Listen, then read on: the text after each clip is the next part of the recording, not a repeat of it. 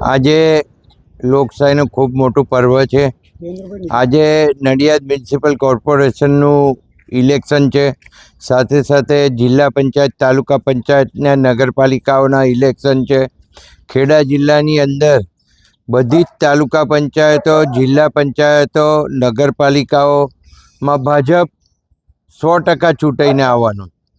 સાથે સાથે નડિયાદ કોર્પોરેશનની અંદર હું એવું ચોક્કસ કહીશ કે 52 કમળ ચૂંટાઈને આવવાના છે અને કોર્પોરેશન સરકારની બનવાની છે.